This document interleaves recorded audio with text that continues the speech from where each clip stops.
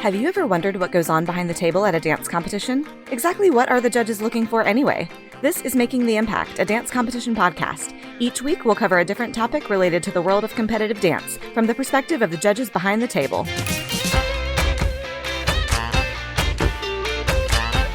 The leap from competitive dancer to professional dancer can seem huge and scary, but it doesn't have to be.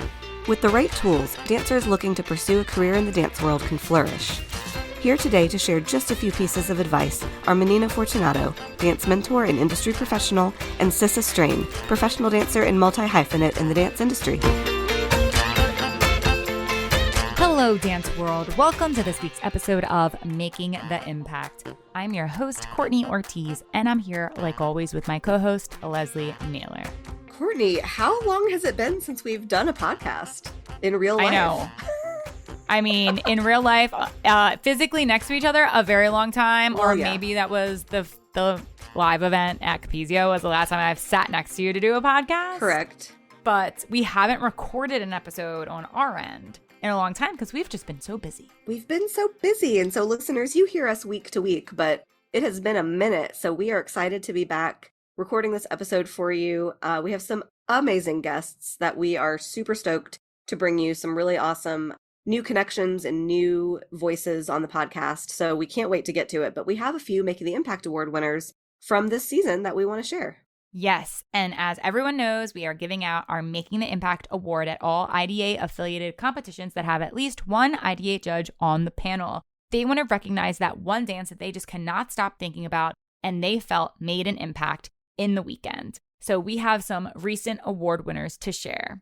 The first award winner is coming to us from GEM's dance competition event in Peoria, Illinois. Congrats to Ignite Dance Center from Burlington, Iowa for their small group Crocodile Rock. From Starbound's event in Youngstown, Ohio, congrats to Lucky Star Dance Company from State College, Pennsylvania for their small group Not All Wounds Are Visible. From Dive Dance Competition's event in Spartanburg, South Carolina, congrats to Artistic Edge Dance Center from Greenville, South Carolina for their small group Look. And from World Class Talent Experiences event in Sturbridge, Massachusetts, congrats to Connecticut Dance Academy from Canton, Connecticut for their production Knocking on Heaven's Door. Congrats to all of our recent Making the Impact Award winners, and stay tuned to hear more throughout the rest of Season 5. And before we jump into this week's episode, let's hear from our sponsors. We all know the struggle is real when it comes to getting stage ready for competition, especially when it's time to apply your eyelashes. We've all been there, myself included. But guess what?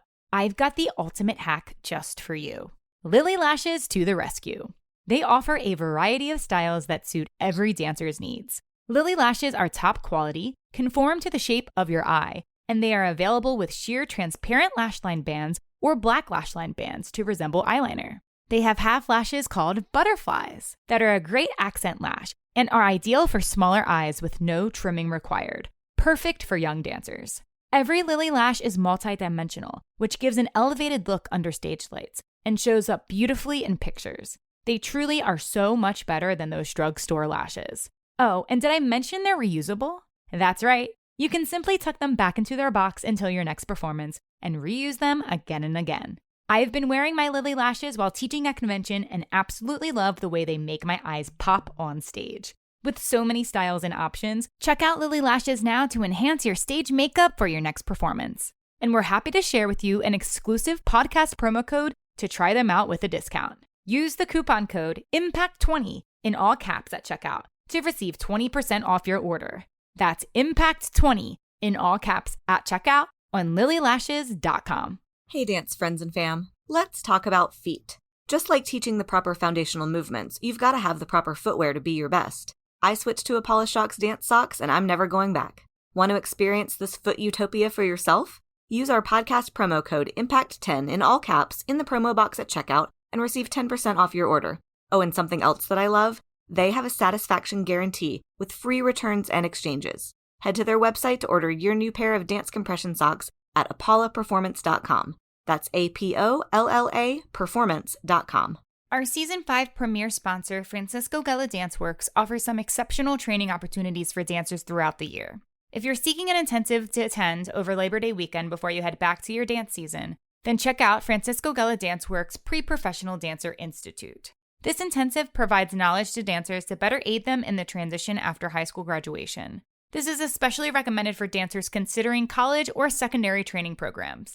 Throughout the 5-day intensive, dancers will learn all about different programs for post-graduation, how to build a resume, create audition submissions, apply for scholarships, and so much more.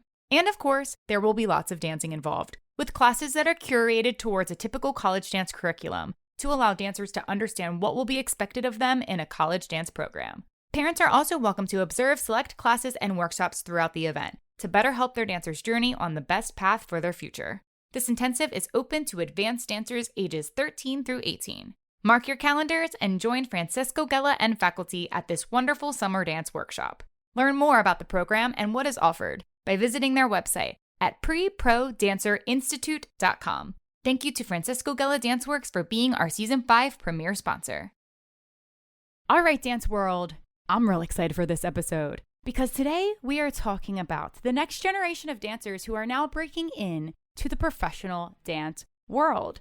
There are a lot of listeners out there who are competitive dancers who have dreams of becoming a pro one day, whether that's in New York City or Los Angeles, Chicago, Atlanta. There's so many places that you can become a professional dancer. But today we're going to be covering the two major coasts, the New York City side and the Los Angeles side, and give you some tips and tricks on what you need to know to break in to the industry coming from a competitive dancer and now a newly professional dancer. We have two brand new guests who are joining us on Making the Impact. I'm so happy that our schedules all aligned to make this episode possible because I know they have so much to contribute to this chat. The very first guest that I'm excited to welcome is someone who I met at Commercial Dance Intensive, which is an amazing intensive and organization that y'all should get to know and get into out there if you want to have a commercial dance career in LA or New York. And I've had the pleasure of teaching alongside her and meeting her there. It was such a blast. We even recorded a podcast episode at Commercial Dance Intensive during our time there, which you can listen on Platinum Premium if you're a member. I'm excited to welcome Sissa Strain to the podcast. Welcome, Sissa. Hi, thank you so much for having me. I love this podcast. I love what you do for our dance industry, especially what you provide to the pre-professional dancers, as well as those who support them. A little bit about me. I am originally from a small town in southern Louisiana. I am a professional dancer in New York City. I'm also a competition director and adjudicator. I'm on faculty at Broadway Dance Center. I teach heels technique and foundations. I also teach acro at Broadway Dance Center. And I'm also the director of operations for the one and only Commercial Dance Intensive, where I learned many of the things that I'm going to talk about today with you because that program had a very large impact on my career. And I'm so excited to get into it. I would say in New York City, I've been given the title of the mayor of auditions. So really? Oh, I love it. I feel like a professional auditioner in the New York City market. So I'm really excited to talk about it because the more you know, the more you can prepare for the things that you can control. Yeah. Absolutely. It's so real. It's so true. The audition, hustle and grind, professional auditioner. I call myself that as well. It is real, y'all. Honestly, auditioning is the job. When you book the job, that's the payoff. That's something that one of our faculty at Commercial Dance Intensive said, and I have never let go of it. I'm like, you're right. This part's the job. And then when you get the job, that's your payoff. Yeah. Yeah. That is so real. I love it. Well, I know you have so much to share. So thank you for all of your contribution as well to the pro dance world, because I love following your journey on Instagram and all of your equity chorus call recap videos that you do. I mean, I wish that existed when I was breaking into what even is an equity audition. 100%. And I feel I often get feedback that it's helpful. It kind of shows you what's happening behind the curtain because it can be intimidating to go into a room where you've never been before. Yeah, totally. Mm-hmm. Amazing. Well, thank you, Sissa, for being here and joining us. Thank you for having me. Yes. All right. And our next special guest is someone who I've been admiring from a distance. I love everything that she's offering to the next generation of dancers because she has created a mentoring platform to help guide young dancers or dancers who are aspiring to go pro and help lead them into that commercial dance career that they are looking to have. and she's going to be covering the Los Angeles side and the commercial dance side of the industry. She's had an amazing career. She's worked with so many artists. She's going to tell you all about her. She also has a podcast that you need to check out. I'm excited to welcome Menina Fortunato to the podcast. Welcome, Menina. Thank you so much for having me in that lovely intro. I did not know that, so thank you. All right, my backstory. I'll try to keep this concise. I'm originally from the Vancouver area. I'm Canadian, now also American. I'm dual, but I started my career in dance in Vancouver, where I had my father's dance studio. He was my dance teacher. My mother owned a dance competition called 5678 Showtime when I was 13. So I grew up in a dance family. So we had 2 dance studios and a dance competition throughout my teen years. And then I was that competition kid that graduated to the LA scene. So the very dancer that has probably listened to this, or the dance parent, I was once in your shoes a very long time ago. And I moved to Los Angeles when I was 20, which was also a long time ago, in 2001. And I've worked with some incredible people. Within that first month, I was working with Paula Abdul and then Britney Spears. I did the Pepsi commercials on the Super Bowl. I've worked with Beyonce, Earth, Wind & Fire, ZZ Top, Carmen Electra, Paula Abdul, MC Hammer, Luke Bryan, Victoria Justice, to name a few. I've also been on Star Trek Enterprise, Mad TV, Alias, Guys' Choice Awards, Latin American Music Awards. I have also shifted onto the other side of the table, working on the creative team of The X Factor and America's Got Talent. I was a guest judge on the TV show Dance Moms at the season with JoJo Siwa, Maddie Ziegler, and that whole little crew. I've also been an adjudicator for many years because I got to start with my parents' dance competition. And then I've also worked with many others over the years. So that has been a long profession of mine. So I'm still active in the dance competition space, but on the judging side.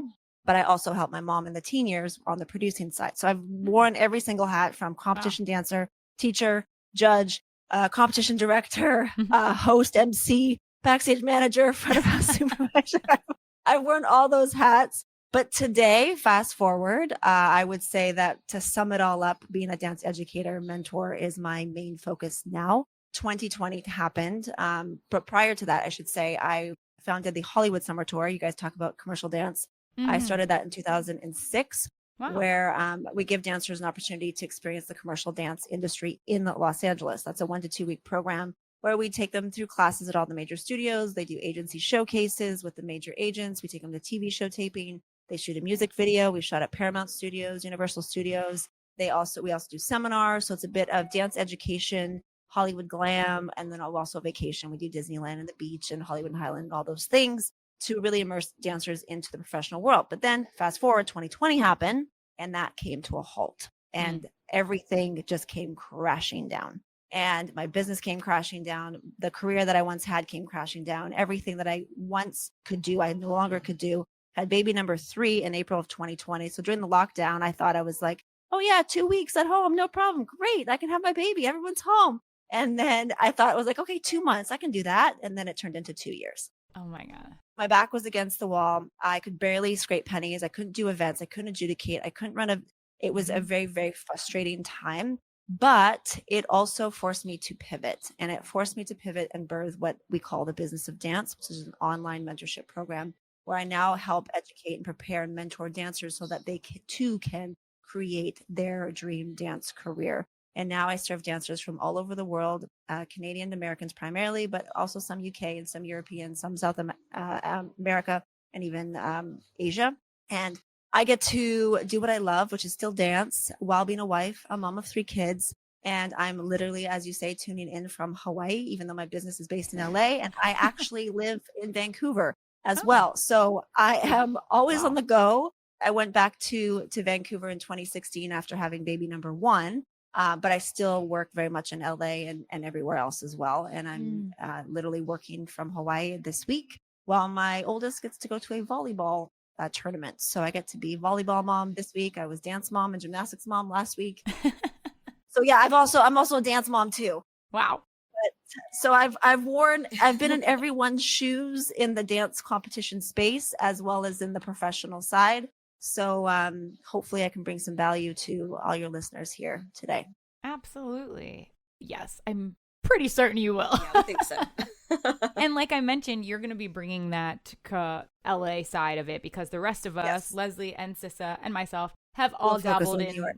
the New York side of the biz. So I'm excited because there are a lot of dancers these days that have dreams of saying, I'm going to Los Angeles. So we're going to Absolutely. help share that insight for them on this episode. So thank you both, Sissa and Menina, for joining us. Let's jump in.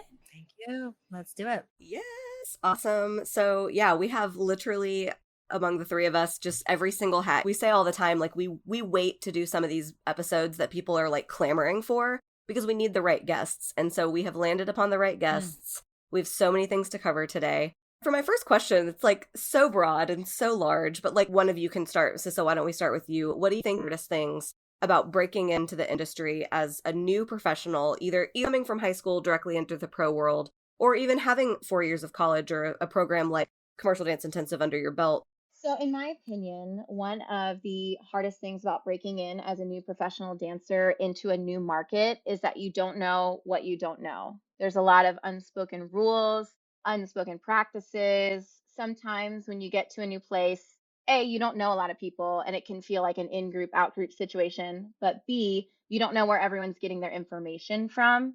And sometimes there are things you learn the hard way through trial and error. And one of the things I'm so excited, Menina, that to be on here with you, because I think that seeking out mentorship is a huge way to navigate that process of finding out, what are the unspoken rules? Like, how do I show up for Radio City versus how do I show up for Broadway versus how do I show up for a music video versus a tour? There's a lot of things that you show up and you make bold choices and you're like, maybe next time I'll wear something different. Maybe next time I will bring these shoes. Or when they ask for this, they really mean this.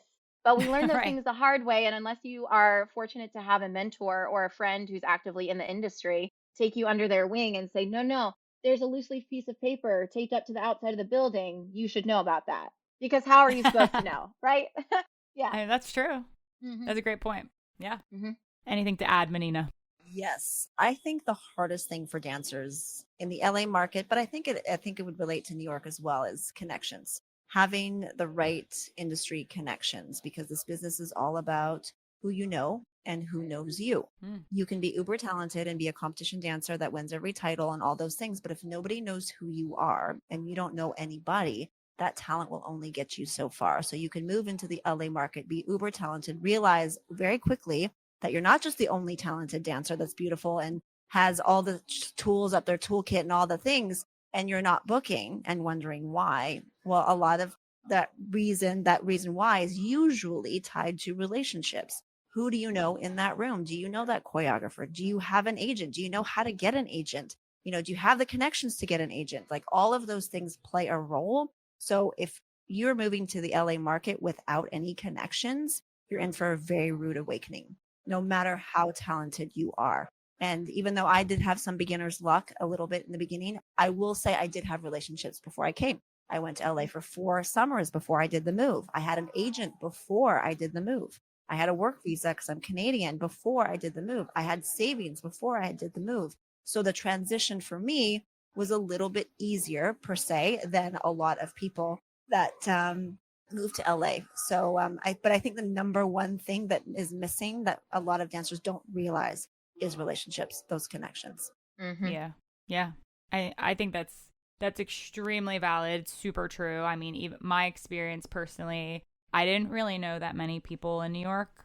I knew some friends that grew up at my home studio that ended up going to college in New York. So like I could talk to them and just talk about New York things, but I couldn't even talk to them when it came to audition things because they weren't in the audition scene. They were at college. So, and there were dancers ahead of me that had gone on to pursue careers, but like not many in New York City. And I did have my 2 teachers who taught me everything I know, Melissa Wolf-Roseborough and Shelly Hutchinson, who were active teachers in New York City that kind of could mentor me a little bit, who had done the scene and were, older than me, wiser than me. But it is really tough to figure things out on your own if you don't have that mentor to fall back on, or the right connections, like you said. And like in my situation, I was lucky enough to have a connection to get an agent easily. That was something that helped me. And in New York, you don't necessarily need an agent right away. You don't ever really need an agent, to be completely honest, because you can find out about a lot of jobs on the internet in New York versus I feel like Los Angeles, you kind of need one. There's a lot of private auditions, agency auditions, commercial auditions that, you know, in that sense. But like, again, it really depends on if you have some connections to kick things off. That networking in your like junior and senior year, I mean, all of high school, like if you know you want to go on and pursue this, you should be networking like crazy leading up to your professional transition. Absolutely. In the dance competition convention world, you're taking classes from all these great teachers and choreographers that a lot of them are sometimes hiring. So if you're able to establish those relationships, even in your competition convention days, it can also help. And it's not just those choreographers, but sometimes it's the other dancers in the room. You never know who next to you might be the next big choreographer or casting director or agent that can help you later in your life. There's so many dancers from my competition life that I work with today, decades later. And those valuable relationships, at the time, you're just a kid, you don't think of them. I mean, even today, being in Hawaii right now is so nostalgic for me, because 30 years ago, I was here for a dance competition. I was 13 years old, and I met a dancer who we used to see each other a lot at other competitions, but I remember we really connected in Hawaii. And ironically, she's my client success manager inside the business of dance 30 years later.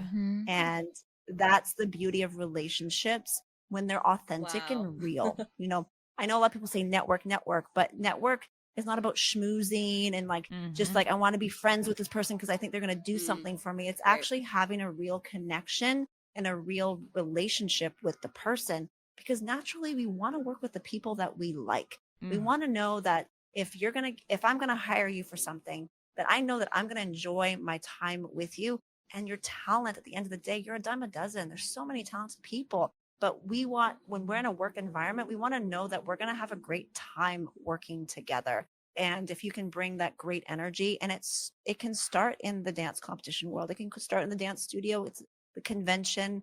And for me, it was a Hawaii competition. So you just never know when those relationships can be of value to you. And it's not always right away. Sometimes you plant those seeds, and sometimes it may not blossom until years later. Great advice. And I think that's so important to just talk like the shared connections of your youth. I had a very similar experience, Menina. I pulled up from a competition I went to in high school recently. I just looked in it and I was like, oh, wait, I know that person. Wait, that person owns a studio. All these people that just show up in your life years later that you had associations with, and now you have a shared experience of. That's a key point that y'all both brought up, is that, you know, the connections that you make. And Sissa, like you said, you don't know what you don't know. And to have that older person mentorship role come into your life and take you under the wing and say, actually, the sign-up sheet's around the corner. They're not going to tell you that, but I'm going to tell you that. Not gatekeep the information. I think that's something important. No good comes gatekeeping information. We want this industry to be better and bigger and more successful for everyone. So when you know something, share that information. Well, absolutely. I mean, 1000%.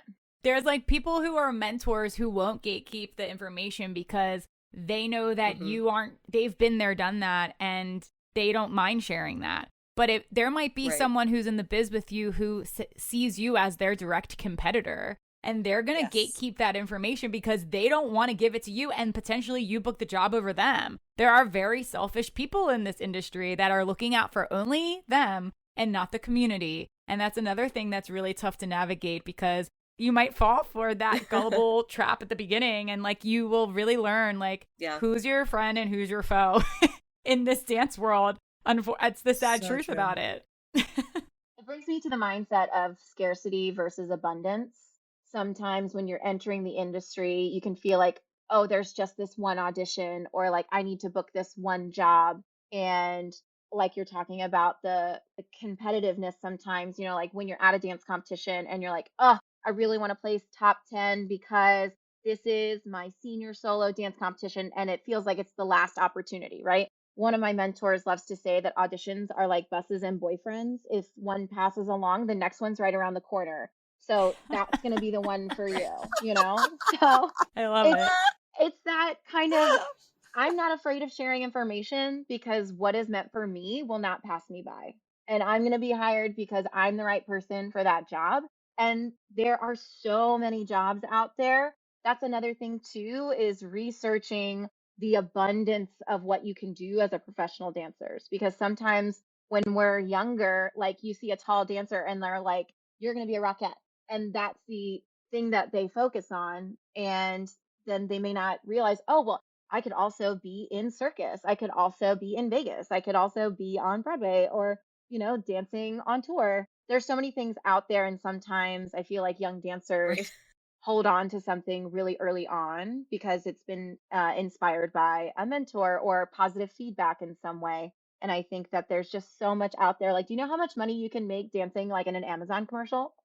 Right, right. No one even knows that exists because it's not like the thing you see as like the ultimate dance career. But we've talked about it previously on the podcast where it's like, I've made the most amount of money doing one commercial in my entire career. Not that 6-month gig that I did. Nope, not that one. It was that one commercial that I did. And that may not look like I'm not performing on a stage, and it's like a one and done type of thing, short and sweet contract. Weren't you a robot? Yes, I was a robot in a commercial. Like, it wasn't even a glamorous thing. Absolutely not glamorous at all, but I made $1 trillion. There were no fleches.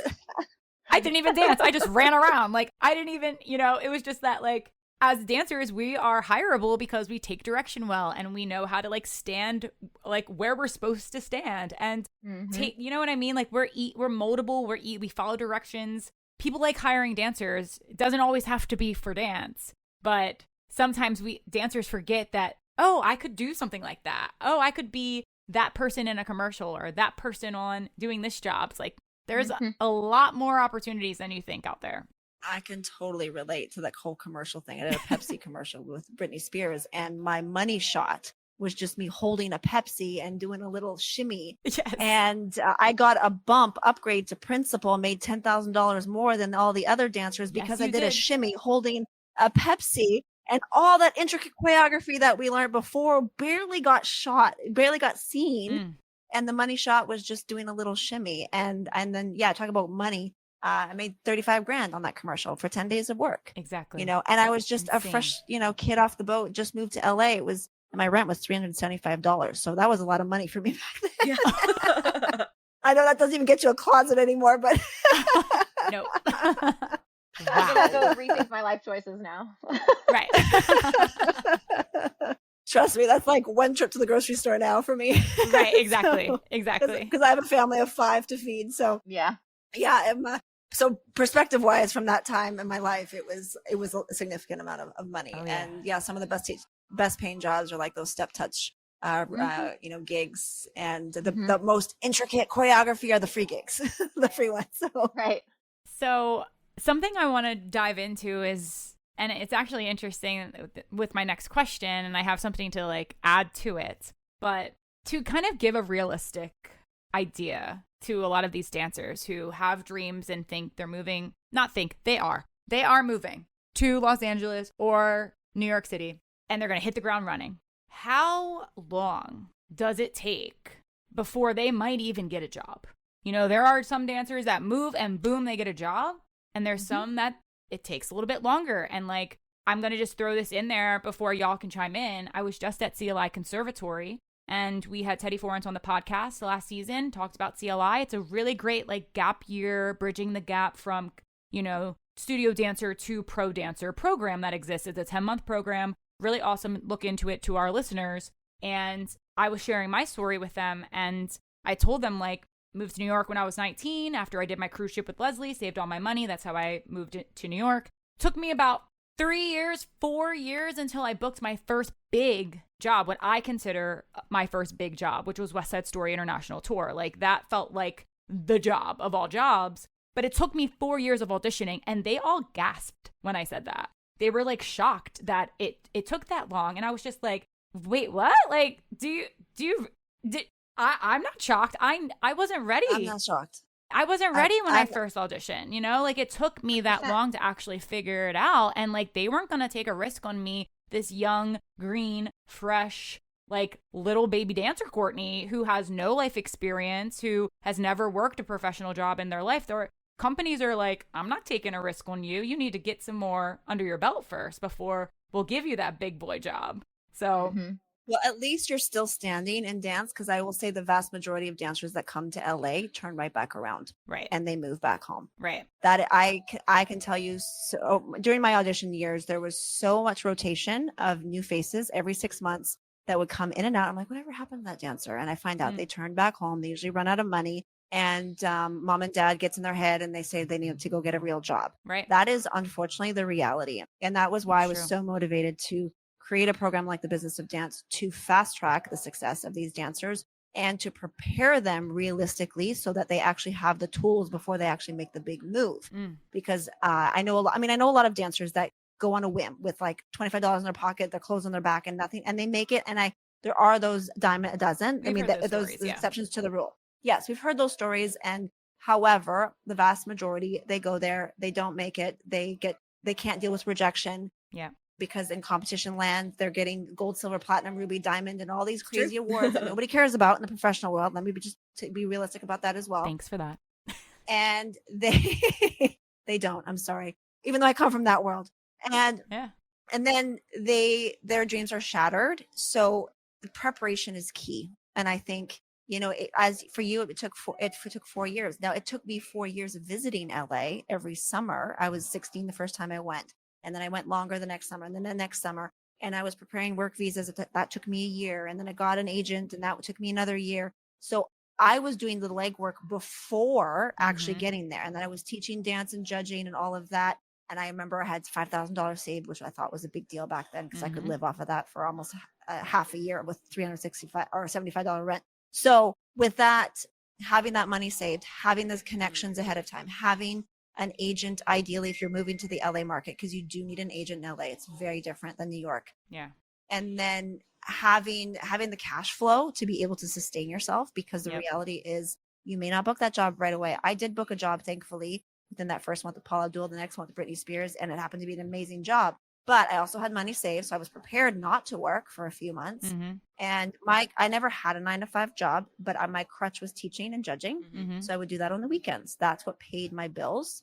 And then during the week, I would go audition and I would take class and whatever job I ended up booking. And it's sometimes feast and famine, but I was thankful that I had the teaching and the judging to supplement my gigs. And then if I booked a tour, then I was like hands off of everything. I was just focusing on the tour. Right. But the reality is preparation is key. Having those go back to the connections is key as well, because knowing the right person can get you that job as well. But if you don't know anybody, you're brand new, you don't know anything, you don't know anybody, you're making connections, you're building your portfolio, you don't even have a professional headshot, resume, demo reel, website, social media presence. All these things are important now. Yeah. Back then in my time, we didn't have all of that. Headshot and resume was sufficient, but now you need so much more. Yep.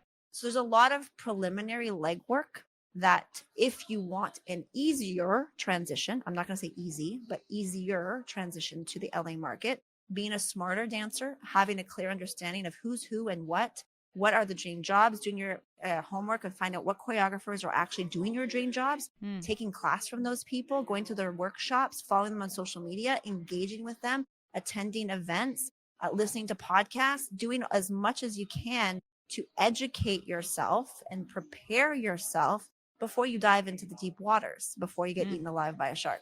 Ooh. Because that is the reality for because that's the reality for many dancers. And I also always say your talent is only a small part of your success. There's I say 20% talent, 80% everything else. And everything else is the connections, it's mindset, it's preparation, it's having a good understanding of the business side of dance. It's having your marketing tools, having nutrition, your finances in order. You do have to have other parts of your life in order. Otherwise, you're going to be a hot mess. And you don't want to go into that audition with, I need this job, because people feel that energy and that doesn't get you booked. You go in with feeling that confidence, your bills are paid, you feel like you've got your toolkit, maybe you know people in the room. You walk into that room with a whole different air of confidence. And your level of success will be affected by that if you have the right preparation before you walk in. Francisco Gala Danceworks has created a summer dance intensive that helps bridge the gap between high school graduation and a dancer's future. Introducing Pre-Professional Dancer Institute. Pre-Professional Dancer Institute brings students in contact with dancers and artistic staff from the collegiate and professional dance worlds. This allows emerging dancers with professional aspirations to engage in open conversations about their career options and offers them the best avenues and strategies for pursuing their goals. Throughout the 5-day intensive, dancers will receive training and exposure in a variety of different career paths they could choose as a professional, like concert dance, company work, live performance, Broadway, commercial dance, and more. The Pre-Professional Dancer Institute Intensive is taking place this August 29th through September 2nd, 2024 in Santa Fe, New Mexico, and is open to advanced level dancers ages 13 through 18 who have a desire to continue their dance career post-graduation. This selective program is only open to 100 dancers and is by audition only. Learn more about Francisco Gala Dance Works Pre-Professional Dancer Institute by visiting their website at preprodancerinstitute.com. And don't forget to use our podcast promo code at checkout to receive $75 off your registration. Use the code Making the Impact in all caps at checkout. Don't miss out on this exciting opportunity to grow as an artist and prepare for your dance future with Francisco Gala Dance Works, our Season 5 premier sponsor.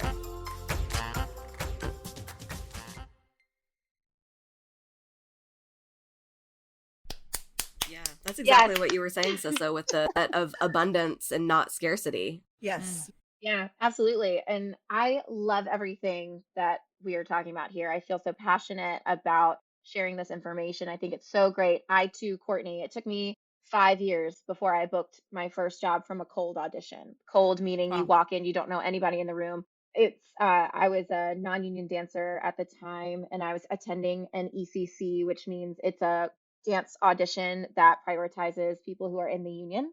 So it's technically called crashing the call when you go as a non-union human. But that was my first big musical theater booking.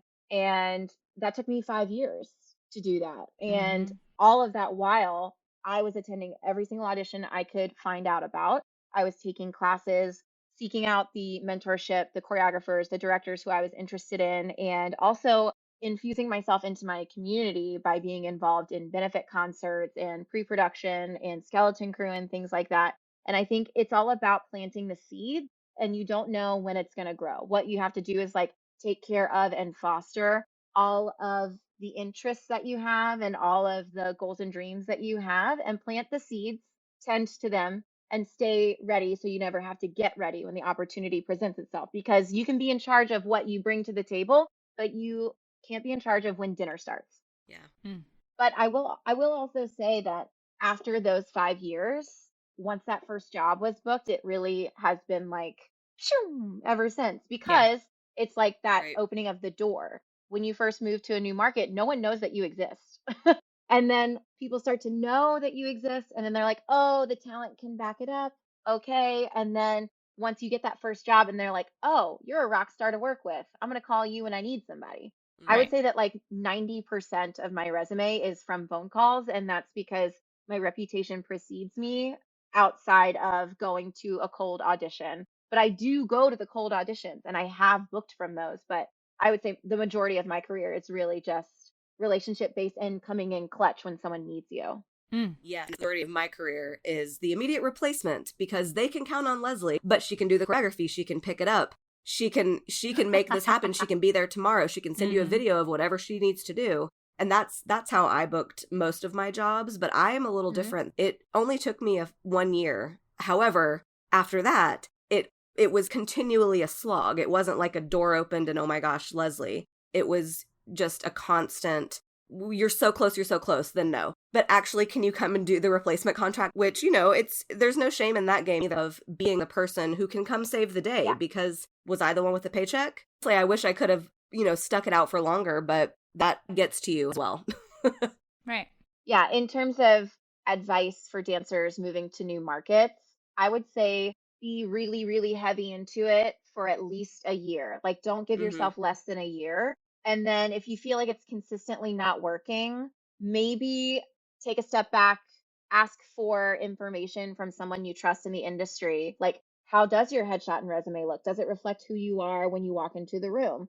How does your online presence look? Does your social media match what you would bring to the table? Or does it match the jobs you're interested in too? Because I can tell you for a fact that people hire quickly through social media. They're like, oh, we need someone tomorrow. I need them to do X, Y, and Z. And the associate or the assistant to the choreographer is like, I know 3 people. And they're like, send me their Instagrams. I need their headshot, I need their dance reel and their contact.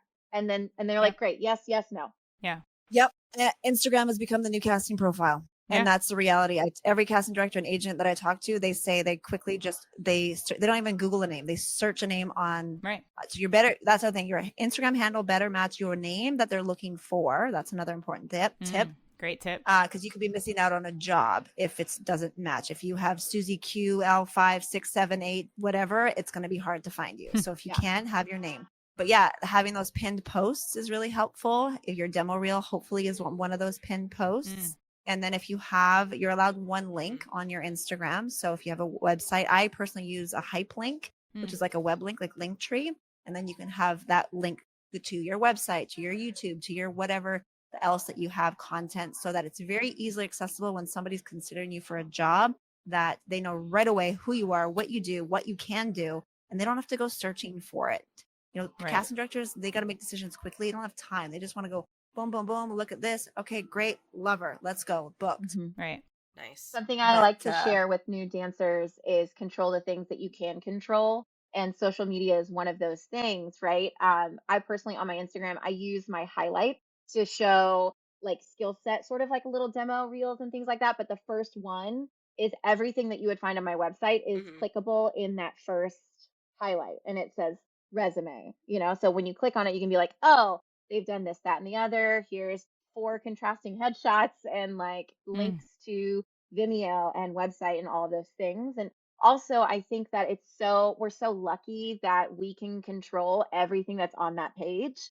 And if something, say I'm interested in doing an aerial track in a show and I'm going in for it, I can pin my aerial reel to the top for that week of auditions. And then the following week, when I'm going in for like classic musical theater, let me get my theater reel and pull that up to the top. Like I like to adjust, fine tune things for what I'm interested in at the time. Susan Salgado, a huge casting director, she lives in Vegas now, but she used to be in LA. She literally gave the exact same tips to my mentees. She's like, when you're auditioning that week for whatever job you're auditioning for, pin the appropriate video reel, whatever it is that showcases your talent, so that me, the casting director, can actually go quickly look, because I'm going to look at those pinned posts right away. Like you said, if it's a musical theater job, if it's a ballet job, if it's a hip hop job, whatever the job is, then it's like, oh, okay, they can do that. They don't have time to scroll through your feed. It's too much. Or even watch your long demo reel that like that chunk of what you need is like a minute in. They might have already been like, I don't even feel like watching this dancer anymore. 30 seconds. Yeah. That first 30 seconds. Every casting director I talk to, you're lucky if they get through 30 seconds of your reel. I mean, even my mentees, I tell them do no more than a minute and a half. I know more high level professional dancers have longer reels, but minute and a half, 90 seconds is plenty. You're lucky if people watch you the first 30 seconds. That's how quickly they can make a decision. The professionals who have the longer reels, they're not getting booked off their reels. They're getting booked off their relationships. And like the reel is just like shiny on top. You know what I mean? Like when you get to a certain point, like no one is asking Misty Copeland for her dance reel. Right. Of course. That is more like if they want to present her, present her with an award and they want to get clips from something, they want a montage, then that's when the reel can come in handy. Here's some highlights of my career. It becomes like a body of work of your career. Yeah. And those usually 2-3 minutes long. But if you're starting out, no more than 90 seconds. Yeah. At Commercial Dance Intensive, we often tell our dancers it can be challenging, especially when you're first starting out, to tailor your dance reel to the things that not only you can do, but the things that you want to do. Right. So say you went to college for dance and you did like a very contemporary modern program, but you're moving into like a commercial realm and all of your footage is of like one style. You want to think ahead, not only the material you have and the training you have, but you want to tailor it to the jobs that you want. You want to make it make sense. You want to take the guesswork out of it for the casting directors, for the choreographers and things like that. And the one piece of advice that really helped me is don't be too precious about what you're cutting and taking out and things like that, because you'd be like, oh, I had a beautiful memory of doing this duet, and it doesn't matter. It doesn't matter. You're not watching it. Your grandmother's not watching it. Someone who doesn't know you needs to know that you're a sure thing by watching the first 30 seconds, which I love you said that, Menina. Like the first 30 seconds really are the Yeah. Well, that's what we always say too, even in competition. I don't Just like really dance want to see competition, your yep. 3-minute dance. Yes. want to see about that much. Yes. Oh my goodness. Little pro tip for dance teachers and soloists, please, short solos. We love short solos love as them. adjudicators. We love short, sweet, show us what you can do and get off stage. Because quite frankly, it hurts you sometimes when the solo is too long because Yep. you're making more mistakes, then you get tired. Yep. And then I change my mind. In the beginning, in the first 30 seconds, I'm like, oh, I like you. And then suddenly I'm like, maybe not as much. And then your points will actually go downwards. So short and sweet, please. Absolutely. Yes. And even just like how we're talking about this, and it just really is important if all of our listeners out there, if you haven't caught on, it is so crucial to understand how to brand yourself in this industry. I mean, that's real. All of these things we're talking about is branding you as a business. Like I am Courtney Ortiz, the professional dancer, the teaching artist, the dance educator, whatever it is. You have to market yourself like that, and you have to hustle like freaking crazy to do it. Like at any time you get a new credit, your resume better be updated. Your website better be updated. Like even this new addition of pinning posts to your Instagram, like that's something I never had to deal with before when I was breaking in, because Instagram wasn't a thing. So no one was checking my follower count. No one was checking my social media. Like you said, Menina, it was literally, you better have a good looking headshot that looks like you and doesn't look super airbrushed. And you better have a resume in a proper format that has your contact details on it. And we've done a headshot resume episode. So like if y'all need advice on that, go listen to it. But those are the bare minimums. After that, like you said, now you have to know how to brand yourself, because there's dancers who are doing it better than you, and they might get the job because you didn't know how to brand yourself properly, or you don't have a social media presence, or and I think so. whatever. Yeah. And also, I've encountered this with some of my friends and contemporaries. They're so humble. Like a lot of dancers are really like, happy to be here. I'm so humble. Thank you so much. And they're like, oh, I really didn't need to post that I did this workshop or this work or this thing. But the truth is that if a tree falls in the woods and no one's there, did it make a sound? We don't know. So the world needs to know when you're making moves, or else they're not going to have that information. They're going to not realize that you're capable, like swinging in for something. You know, you like, it can feel gratuitous sometimes, and we don't want to be egotistical. But the fact of the matter is that if you do the work, you should share it so that other people know that you're capable of doing more work like it. Ooh, absolutely. great And advice. I think dancers need to understand that they are a product. They are a brand. You are a business. And just like the box of Kellogg's cornflakes has their branding, doesn't mean they're a great product, because I don't think they are, but they know how to market themselves. They know how to market their product, and you have to understand that you are a product. So a product that's sitting on the back shelf that doesn't have any advertisement, no one's going to know about it. Doesn't matter how excellent a product it is, it will not sell. And you have to understand that you are selling yourself the moment you walk into that audition room. You are selling yourself online. You are constantly selling yourself. So you have to really see yourself as a business, as a brand, as a product and a service that people are looking to buy. Because at the end of the day, somebody's going to pay you money one day so that you can do what it is that you do best, which is dance. And you're no good to yourself if you keep it a secret and you don't share it.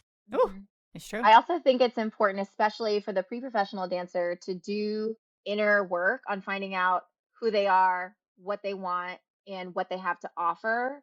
Because sometimes we can be sort of like directed by our peers, what they want to do, or our teachers, what do they expect of us, or our parents, what does it mean to be successful in dance, and this, that, and the other.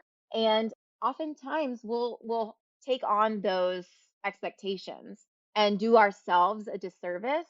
So I encourage the next generation that's about to move or about to start deciding what it is they want to do in the professional dance industry. Figure out what you actually want. What will light your fire? What will light your fire? What will inspire you to go to auditions or show up to events and classes and opportunities on a daily basis? And it may not be what you studied. It may not be what you expected when you first moved there, but there's so much available to you. Doing the research on who you are and what you want will serve you in the long run, because it'll allow you to have that longevity and play the long game, because that's That's really what it is. It's about a numbers game. How many auditions are you going to go to until you get that yes? How are you going to survive those days? How are you going to survive the no's? Great advice. And Yeah. there's no other you on the planet. That's a really cool reality to understand, that if you are your true authentic self, at the end of the day, that will draw people to you more than trying to be the dancer that you think you're supposed to be. Yes. And a lot of times we idolize other dancers and think, oh, I have to be like them. No, you don't have to be like them. You need to be the best version of you, because there's no other you on the planet. And when you really step into your authenticity like that, people will be drawn to you and want to have you and hire you and all of those things. And then the whole rejection thing that you're talking about, that is, having the mental toughness is a reality check for dancers. And one of the things that I will say that our dance competition industry is failing our next generation is everybody is walking away a winner. And the reality is, in the professional world, you're not going to feel that all the time. You're not going to walk away with a double platinum, ruby platinum, whatever the awards are now. I can't even keep up. You're not going to walk away with that certificate for our participation trophy for just coming to this audition today. You will get a no thank you. We'll call you, don't call us. And you're lucky if you get that call. And you're going to deal with that rejection. And that mental toughness is so critical. It's survival of the fittest. And I don't mean fittest dancer as in who has the highest kick. I mean mental toughness, because you're going to have, it's a marathon. This is not a sprint. You're not going to just get that big break and everything's just going to explode and you're going to be a superstar. It doesn't work that way. You know, there's going to be feast, there's going to be famine. You're going to be told yes, you're going to be told no, you're too short, you're too tall, you're too skinny, you're too fat, you're too this, you're too that. You're going to hear all those things, but the right jobs will be there for you in the right time. And you have to be patient with yourself in the process. 100%. I think too, to add on to that, Menina, is that in competition world, which is also where I grew up, it's a clear merit-based reward system, right? It's meant to be structured that way so it makes sense to the audience, to the adjudicators, and to the dancers, right? You can't always expect to like win all the time and things like that, or know who's going to get the title, this, that, and the other, but it's merit-based, right? When you're in the professional world, it is rarely merit-based, because when you move to these markets, if you've got the gumption to move there, you've probably got the talent. You've probably got what it takes to do the job. Getting the job is a different story. It's all about the tenacity. It's all about showing up, knowing who you are and your branding and things like that. But it's not going to be the best dancer in the room that books the job. And I'm sure people have heard that all the time. 100%. It's not something that you can figure out either. Like, no one's going to tell you why you didn't book it unless you have someone on the inside. You know, they're going to be like, oh, the costume doesn't fit you. Okay. Like, you know, that's one of the things that you talk about. Yeah, we love you. You're so great. You're so talented. We don't know what to do with you. That happens so many times too. You know, just the pure, we don't know what to do with you. Right. You're so great and we don't know what to do with you. And that happens. And you would never know, like you said, unless you know somebody in the inside, and you can't fix that either. You know, it's not, I need to be better. It's just not today. And I'd also love to add one more thing for some of your listeners who may not be the winner at competition. I grew up and wasn't the titleist. I never got the top 10. I never really had those awards and things like that. And I was just happy to be there cheering on, you know, my friends and studio teammates would like win and succeed in all these things.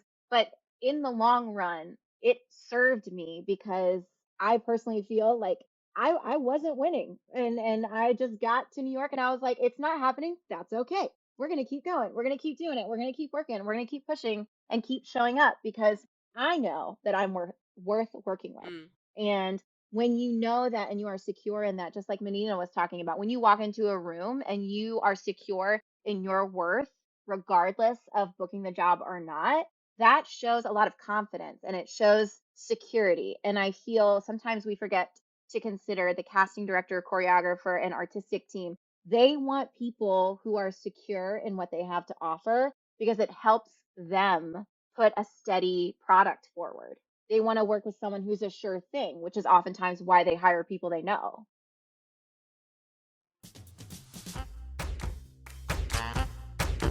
I have 4 important words for you. No more lash glue.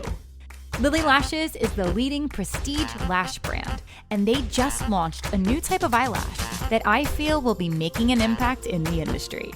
Introducing their new 3D foam ink reusable self-adhesive lash that has a sticky band and stays put by using your own body heat for over 12 hours. You'll never have to wait for that lash glue to dry ever again. These are the easiest lashes to apply and can be repositioned during application until you get them just right. Lily Lashes come in a variety of shapes, styles, and sizes, so you can find that perfect lash that works best for you.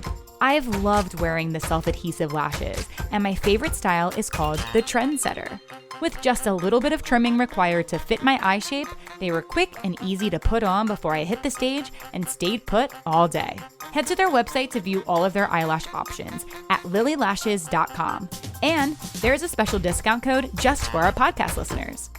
Use the code IMPACT20 in all caps at checkout to receive 20% off your order of your new Lily Lashes. Get stage ready and make your eyes pop with Lily Lashes.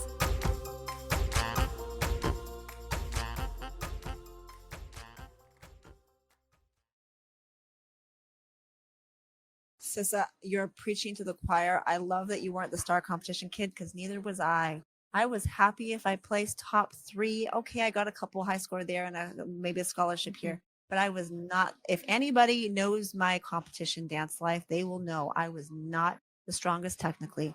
I was not the kid that had the beautiful développé and the tilt and the 10 pirouettes and all the flips. I was not that kid. So I learned how to deal with failure and loss over and over and over again. And that mental toughness that I developed throughout those competition years, because I came from a generation before you guys. There was no gold, silver, plum. It was like first, second, and third, you didn't place. There was 30 in a category. You walked away with nothing. Good luck, better luck next time. That's how I was raised. So that mental toughness was actually prepared on. I learned that in a very early age, but this generation doesn't experience that loss. So even those that are not even strong dancers feel like winners. And then they walk away and like, I got first to whatever, I got platinum, I got this. But then the reality hits you hard in the face if you're not ready to handle that rejection. But that mental toughness is so important.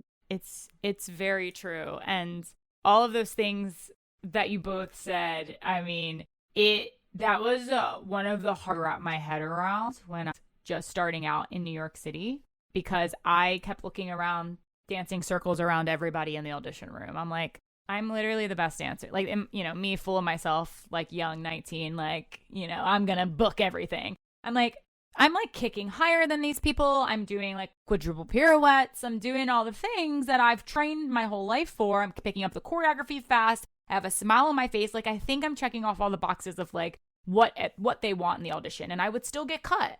And I wouldn't really understand. I think that was like one of the hardest things. And it wasn't that I couldn't handle the rejection. It was just that I didn't understand the casting process. I didn't understand that, no, you're too short, or no, you won't fit the costume. And honestly, sometimes that's what it comes down to. It doesn't sometimes have to do with the talent that we've talked about. It really has to come down to the more logistics of, are you going to blend in with this ensemble? Are you going to be that puzzle piece that fits into whatever our needs are? Do you we already have this dancer lined up, so this is what we're looking for. And if you're not that, and you can't help that. But your talent might have been great.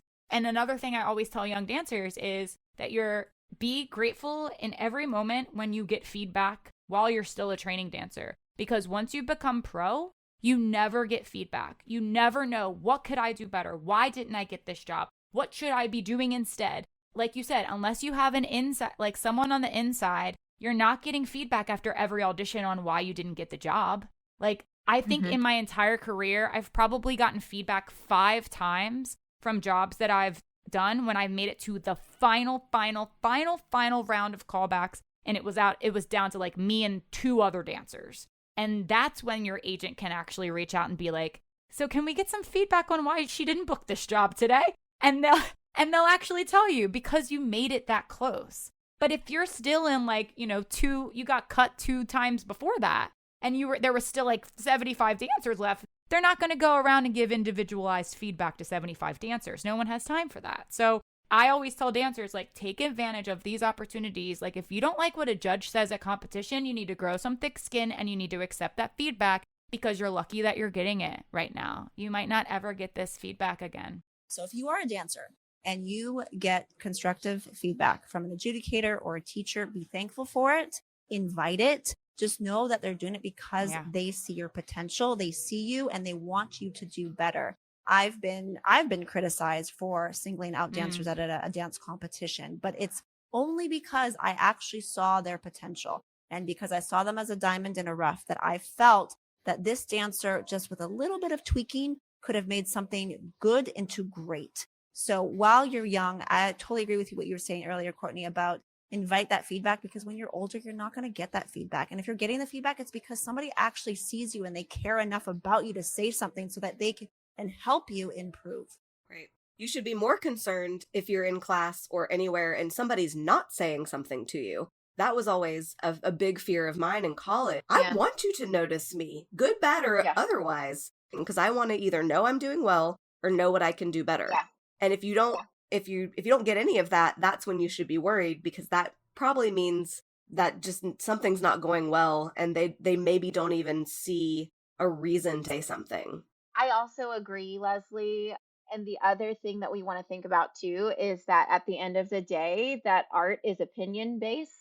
And that also goes into casting. So I've often, over the years of adjudicating, you get feedback sometimes that maybe you were too honest, or maybe they didn't prefer that you had a critique about the choreography or the direction or something like that. And at the end of the day, it's one person's opinion or it's three people's opinion on your panel. And that's how the real world is as well, because you could be the most capable, amazing dancer. You fit the costume, you're the right height, you've worked with them before, and they may have a new choreographer, and maybe you're just not the cup of tea. And it's their opinion, and that's all. And the fact is that you can't say that someone else is in charge of your success, even though the keys to the castle feel like it's in the casting director's hands, feels like it's in the choreographer's hands, etc. You have the keys to your trajectory, and it's about finding what's going to serve you in the long term. And if you keep going in for the same team and they're just not about you, go in for another team. Go, if New York's not working for you, go to LA. If LA's not working for you, go to Atlanta. If Atlanta's not working for you, go to New Orleans. There's so many markets out there that it's not just, I'm not getting this, it's over. It's, where do I need to shift? How do I hone in on what I'm right for and what's going to make me happy, But again, it's opinion. And I also want to say one thing too that I think is worth mentioning to the younger dancers is that I know this is very common in New York, and you can speak to this, Menina, about LA, but there are auditions that happen all the time where they are simply not looking, that they are not hiring at all at the audition. There's this scenario in New York City that's called required calls. I don't know if that's like a technical phrase for it, but in equity shows that are long running, they are required to hold auditions every 6 months. So you could be going in and they've got a file, a whole cabinet of dancers who are ready to go in for track number 6, who covers the lead. And you're right for that, but they have an entire filing cabinet. And this audition is an opportunity, A, for you to learn the choreography because it repeats year after year. That's B, true. to be more comfortable in that audition room. C, get in front of a team that could be casting and working on something else actively. And D, for you to get to know your community in the holding room, in the room where you wait before you go into the audition. There's so many reasons to still go to those. I wouldn't say like disregard the required calls and things like that. But just know if you're getting cut from an audition, it could be because the casting team is going through the motions because they are required to. Yeah. And it has nothing to do with anyone's talent, and no one's getting hired that day. That's so interesting because LA doesn't have that. Like they don't have an audition unless there's a purpose. Right. But I have attended, I remember Tina Landon's audition once where she was just having an audition because she hadn't seen any new talent in a while because she'd been direct booking. So she just wanted to have an audition for upcoming projects. So it was left very vague.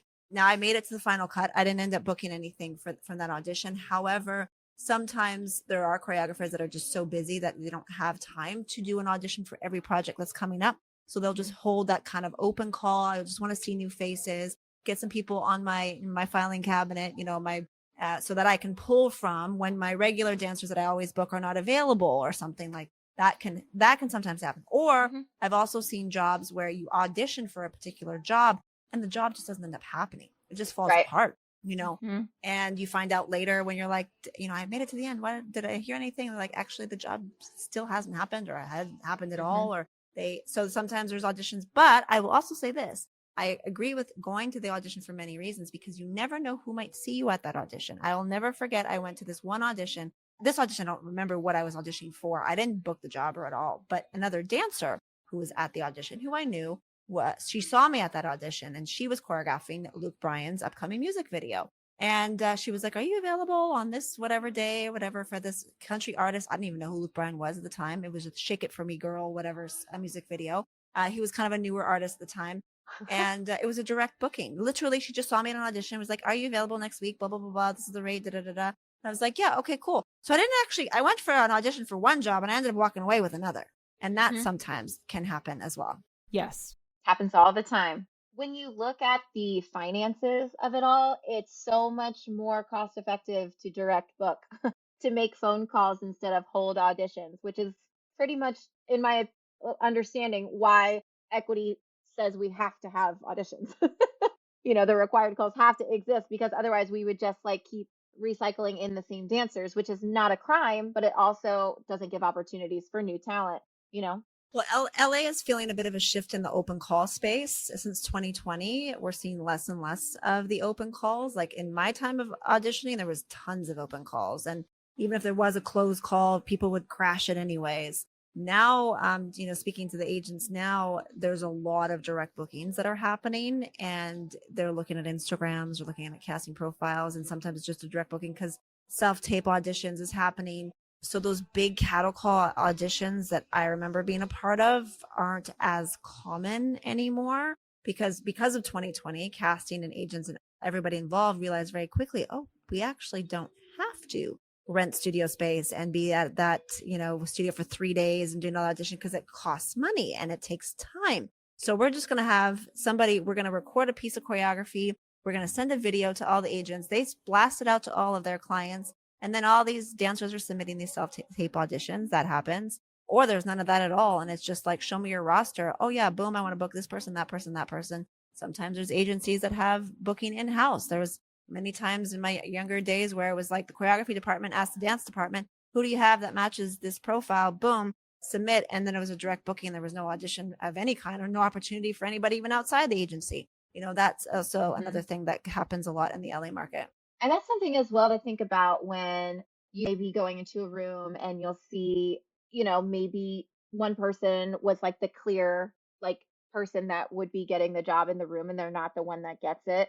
This is something to be spoken about, that not everyone's path is on the same timeline. So that person that eventually gets the job over here may have been auditioning for it for 5 years, 7 years. And because you're new to the market, you don't know that they were in final round callbacks last year for that same role. So it's about like sure that you stay in your lane and you're inspired by what's around you, but you're focused on what your trajectory is and you're not comparing yourself to someone else's timeline, journey, path, because your path is your own. Not to say that you can't mirror things that are successful for other people. That's one thing I love to say, like exist in the circles and spaces that you want to be a part of, go to the events, like be involved in the classes, the programs, and the benefits, and like all of these opportunities to be surrounded by the people who are doing the things that you want to do, because you will learn by osmosis. Like you will hear tidbits in conversation. Like if you want to be a dancer in TV and film, go dip your toe in some background work, listen to what's being said on set, see who are the movers and shakers out there, and then eventually you'll be a heavy hitter when it comes to your time to be on set because you have experience in that realm. You've existed in that realm. You know what the call times look like. You understand how to read a call sheet. You know what they mean when they say, we're going to shoot this in a 50-50 because you, in your side hustle job, you were like, I'm going to be background barista number 2, All right. So I think one of my biggest questions is, because I think we do have a lot of dancers who are interested in starting their career straight away. No college, no program, no nothing. They're ready to go. What are some of the main differences that y'all have noticed over the years between the competitive dance world, which is where a lot of our listeners come from, and the professional dance world. Because like you mentioned earlier, Sissa, like there's a few things that you don't know until you know. And what are some like little helpful hacks and tips that like in the competition world, we do this, but in the real world, you don't really do this. And you're going to look green and amateur if you do this. I would love to just hear a few thoughts. I love this question. There's a couple of hot topics that we've kind of like mentioned on. One large thing that I feel really passionate about is freestyle, because you'll be asked to do it at the beginning of an audition and at the end sometimes, or in a professional dance class when there's a videographer. And the expectation, even though I'm a special skill lover, I love acro, I love heels, I love all the special skills and things like that. But when someone is asking for freestyle, 9 times out of 10, they want to see style over skills, because the skills are already probably woven into the choreography. Not saying you can't throw something fancy in there, but we're not checking boxes. Like sometimes at competition, it can feel, you have to have these skills and those skills. And if you're competing in this division, you need to have X, Y, and Z. In an audition setting, they're trying to see you that hasn't had an opportunity to shine through the choreography they've given you. So what has been left unsaid is what you want to explore in your freestyle.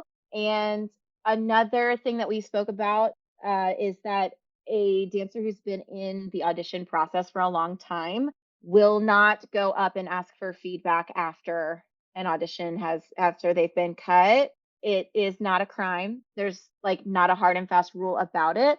I would just say that it shows that you're new to the game, because your veteran auditionees are going to show up, get cut, go get their croissant with their girlfriend, and then go take a dance class. They're not going to go up and say, what did I do wrong? What can I do better?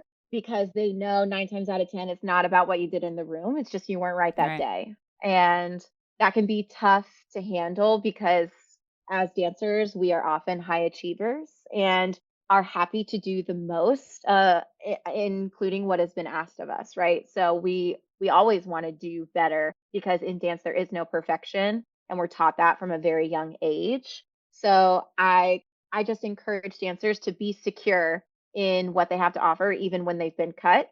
And if it's a really long process, like Courtney talked about before, of course you can inquire about feedback long term. But I personally wouldn't recommend approaching the table or the panel, because then you'll look really new to the scene. Great advice. So I have another take on that. The dance competition world, especially this generation, is very heavy on tricks. Very heavy on the tilts and the fouettes and the Alice Cone turns and all of those things that in the professional world, specifically the LA market, none of that really is ever used. So that is another reality check. So having performance quality and style, being able to mimic the choreographer exactly how they do it, because if you're a part of a group cast, they want to know that everybody can work together. If you're the odd one that's doing things completely different, that's probably not going to serve you for that particular job. So competition world, there's a heavy high in the tricks. In the professional world, in the LA market, it's not as heavily used. Now, you might want to whip out, an aerial or a suicide or any kind of cool tricks in the freestyle just to give that little wow factor. That's okay. Or that little moment before or after, if they ask you to freestyle, that's fine. But generally speaking, you're lucky if you get to do a pirouette in an audition. So style and performance usually supersedes the classical technique in the commercial market of LA. And that's another harsh reality for a lot of those competition kids that train so hard to get that tilt and train so hard to get those, million pirouettes, when then they get there and it's not even really used. The other thing that is very different is in the competition world, we have costumes. And you might, if you audition even in a convention, you're in dance wear. But in the LA market, generally speaking, you're not wearing costumes and you're not wearing dancewear either. A lot of times you're wearing pedestrian clothes and it's street clothes, it's sneakers, it's heels. It's not coming to an audition in the one sock look, that we see sometimes in competition. So how you present yourself is also very different when you get to the professional world. It's not sequins and rhinestones. It's, it might be flashy, but in a different way. It might be edgy, depending if you're going for a tour audition. you might people see with mohawks and tattoos and piercings and sparkly tops. And you might see a bit of that, but it depends on what you're going for. If you're going for like a Gap commercial, it might be clean cut and girl next door, boy next door kind of look. So you also have to know how to dress the part because your look plays a big role in the commercial world. And like we've talked about earlier, sometimes it's a height thing, sometimes it's an ethnicity thing, sometimes it's a gender thing. Like they're looking for specific types a lot of times. And very rare does it have to really necessarily do with your abilities. So that goes back to Courtney, what you were talking about. You're like, but I'm the best dancer in the room. Why am I not booking? Well, it's because it's really not about your talent. It's kind of they're trying to fit a mold, they're trying to fit a look, they're trying to fit a type that they're actually looking for. And that's the other thing too, in the competition world, we're supposed to be judging you just on your skill set and yes, performance as well. But in the audition environment in the LA market, your talent is really little to do. I mean, it plays a role, but it's not the end all be all is my point. There's a lot of other components that they're looking for. Yeah. And I love that you talked about that as well. In the New York market, you want to show up with a look, but it's not as pedestrian as the LA market. Yeah, totally different. You'll really see, especially when it's like a technique based show or like a classical musical theater show, you'll see a lot of like Lululemon and a lot of like sets and things like that. But I will say it does stand out when you choose a look that reflects the show as a whole. So if you approach it from an actor standpoint in musical theater and give a little like a little nod to it. You allude to it. Like if you're going in for a 1960s show, maybe like have your hair in a ponytail with a headband, like you just add in like an accessory or something like that. You don't show up in costume except when you're auditioning for Chicago on Broadway and very Cabaret. Specific. And like Moulin Rouge, I feel like is like costumey. Costume for those auditions. Yeah. And I think like that's one of the hardest things for young dancers to figure out is like, right. When do I actually show up? Yeah. Like this. Yeah. What do I wear in an audition? And like you have like your few like go-to audition looks. You should also learn like what color looks really great on you. That should be what cut exactly. Something that actually like shows off your body in a great way that makes you feel confident and also looks flattering on you because there's many times where I'm like, what in the world are they wearing? Like this does not flatter them at all. Like when I'm sitting behind the casting table, I'm like, I see the potential here, but that was not the outfit. And that outfit got you cut. Your dancing's great, but that outfit, I just can't get out of my head in like a bad way. Like, unfortunately, and again, you're not going to hear that feedback. You have no idea if that you're going to wear that outfit again next week and they might think the same thing. You just don't know. So you have to learn what works for you, what doesn't. Should I wear my hair up? Should I wear my hair down? Is it in my face? Also, do not come to an audition in turners or pirouetters because that's a big thing in the competition world. And I'm telling you, I judge you immediately the moment you step foot. If I ask for flats, ballet shoes or jazz shoes or bare feet, unless it's contemporary dance, I probably don't want to see a sock. And I definitely don't want to see turners because it makes you look amateur. It makes you look like you're still a training dancer and not I'm a professional now. So no matter how great you are, like it just makes me think something different about you. And that's a first impression. It's the same thing at competition. We talk about it all the time, but like it's important to know how to transition properly. And that's what this whole conversation is about, is just learning the ropes on what works, what doesn't.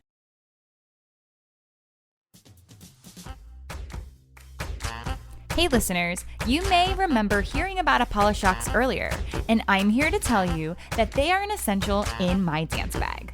ApolloShocks have revolutionized dancer footwear by providing the benefit of a shoe with the comfort of a sock in one durable and high-quality footwear.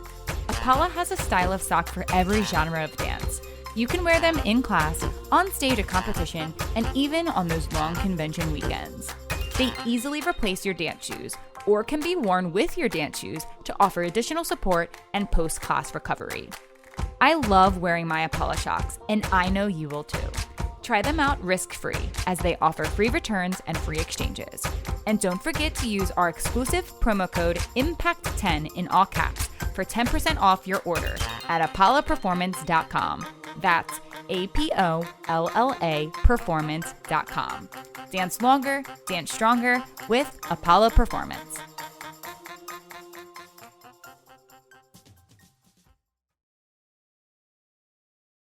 Absolutely. And like when people are talking about, we had this conversation earlier, right? Like, how do you know yourself and what you have to offer and all of those things? The other side of the coin is know your audience, right? what generation is casting right now? What generation is behind the table, right? So you kind of have to suspend your reality in regards to what their expectations are of how a professional dancer would show up. What is the status quo Right. for them, And that could change from job to job. Like the type of dancer that a cruise line is looking for is going to be different than the type of dancer that a national tour is looking for.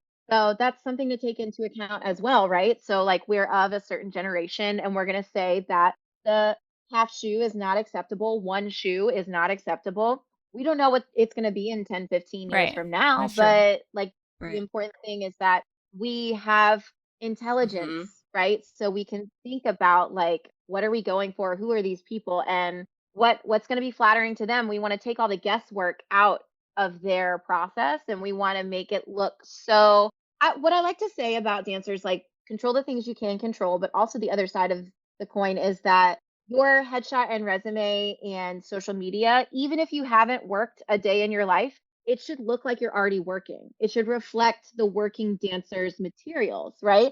And the way that you do that is by research, right? You walk into an audition like you've been there 10 times before. You walk into a holding room like you know what you're doing. Even if you're shaking in your boots, you walk in, you sit next to somebody you feel like knows what's up, and then you just listen and you stay Ooh, really yeah. nice and Observe. kind and positive in the Yes. holding room. But you just stay calm and take it all in, right? But you need to walk in like you're already working because someone is going to find that attractive and they want to work with somebody who's a sure thing, That's true. right? Just makes it easier for them. I love Absolutely. that. That's like a soundbite right there that I feel like you didn't have to restate yourself. That is perfect the way it is. All right, Dance World. Wow. Oh my God. I mean, this resource right here for this past hour and change is something that I wish existed and could only have dreamed of existing in my time when I was breaking in as a new professional dancer. And I will say we've barely scraped the surface of this. We have so much more that we could continue to talk about. And one of the resources that you could continue to go listen to is Menina's podcast, The Business of Dance, because she covers all of these topics over there on her podcast. So absolutely make sure you give a listen and check out her mentoring platform.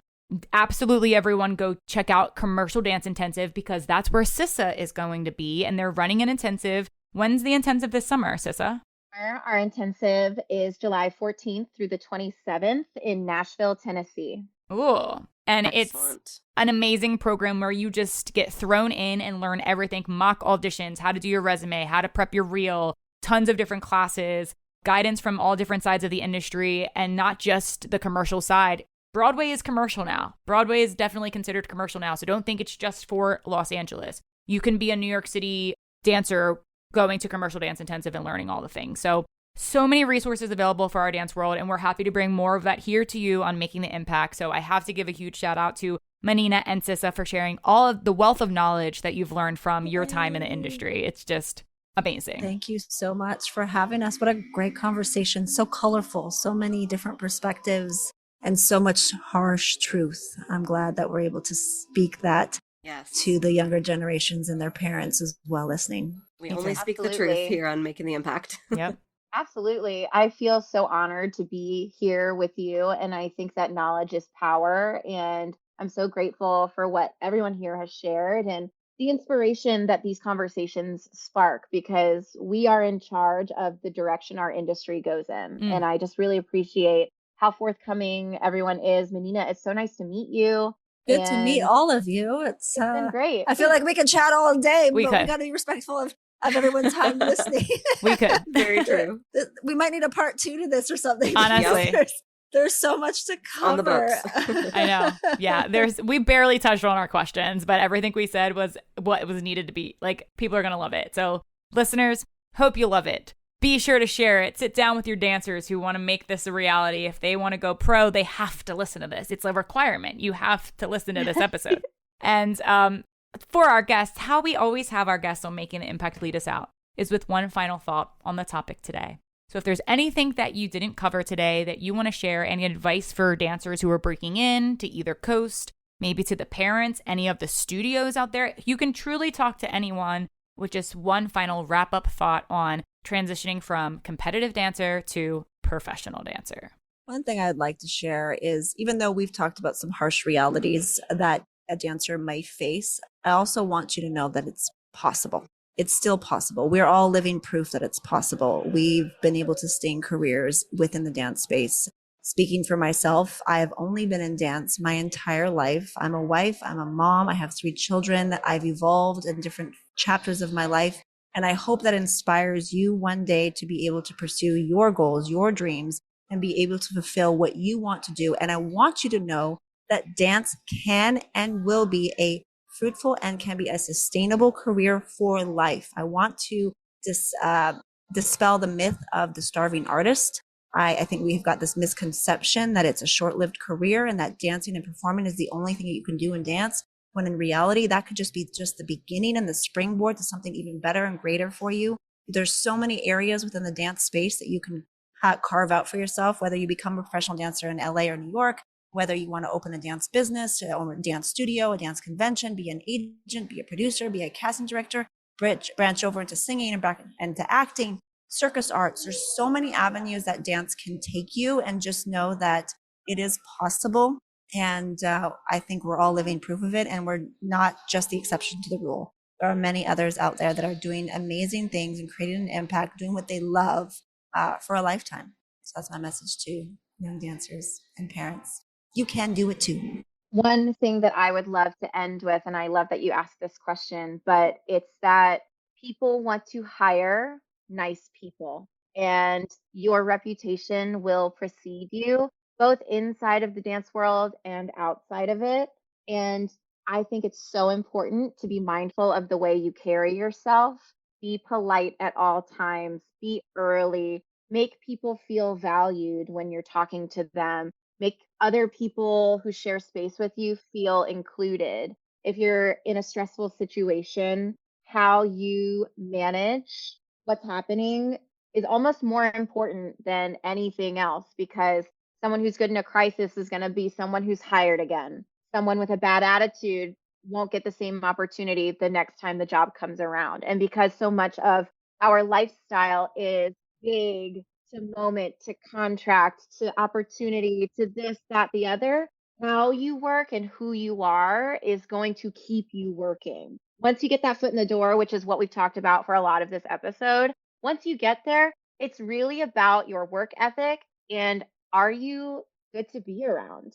And I always love this quote from one of my mentors. He says 10 minutes or 10 blocks. If you have something that's not glamorous to share, whether it's from an audition or a show or an experience in the space where it happened, you don't need to be sharing that information. Glowing reviews only. Go home, call your mom, talk to your non-dance friend about it, right? Because gossip spreads like wildfire, and you never know the person sitting next to you hearing you talk about a negative experience in the audition you just had.